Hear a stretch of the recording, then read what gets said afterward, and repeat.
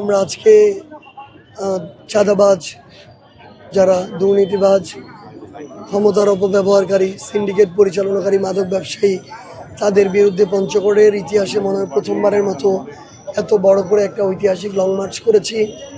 আমরা জানতাম যে আমাদের 5 উপজেলা থেকে আমাদের যারা নেতাকর্মী আছেন এনসিপির কমিটির, তারা 100টা করে মোটরসাইকেল আসবেন এবং 500 মোটরসাইকেলের এই লং মার্চ হবে। কিন্তু আমরা যখন তেঁতুলিয়াতে গেলাম, আমাদের স্থানীয় অনেক মানুষজন, সচেতন নাগরিকরা রাস্তায় নেমে এসেছিল এবং আমরা দেখেছি 1000-এরও বেশি মোটরসাইকেল ছিল।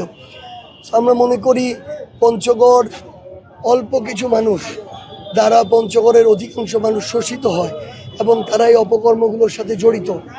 আমরা পঞ্চগড়কে এগিয়ে নিতে চাইলে শুধু বড় বড় প্রজেক্ট টানা, সরকার থেকে বিভিন্ন কাজ এনে এটা হবে না, বরং যারা খাদক আছে, যারা এই প্রজেক্টের অর্ধেক খেয়ে ফেলে, লুটপাট করে, তাদেরকে আগে আমাদের ঐক্যবদ্ধভাবে জনগণকে সাথে নিয়ে প্রতিহত করতে হবে। এই জন্য জনগণের মাঝে সচেতনতা তৈরির জন্য, জনগণকে এই বিষয়ে আরও উৎসাহিত করে রাজপথে নিয়ে আসার জন্য এবং জনগণকে এই কাজগুলোতে সম্পৃক্ত করার জন্য আমরা এই পদক্ষেপ নিয়েছিলাম। আপনারা দেখেছেন আমরা গ্রামে গ্রামে সরু রাস্তা দিয়ে গিয়েছি এবং প্রায় 150 কিলোমিটার অতিক্রম করেছি। আমাদের কাছে মনে হয়েছে পুরো পঞ্চগড় জেলায় আমরা এই মেসেজটি সরাসরি এবং অনেকাংশে আপনাদের মাধ্যমেও ছড়িয়ে দিতে পেরেছি। এখন আমাদের কাজ এই ধারাটা অব্যাহত রাখা, মাসে একবার হোক, 2 মাসে একবার হোক, এই বার্তাগুলো নিয়ে জনগণের কাছে যাওয়া।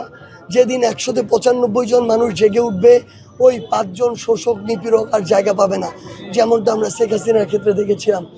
আমরা বিশ্বাস করি জাতীয় নাগরিক পার্টি যে মহান উদ্দেশ্যে এই উদ্যোগটা নিয়েছে, আশা করি ধীরে ধীরে, কোনো জিনিস একদিনে হয় না, আমরা প্রত্যাশাও করি না, আশা করি ধীরে ধীরে পঞ্চগড় সেদিকে এগিয়ে যাবে এবং পঞ্চগড়ের মানুষ এই সুফল পাবে।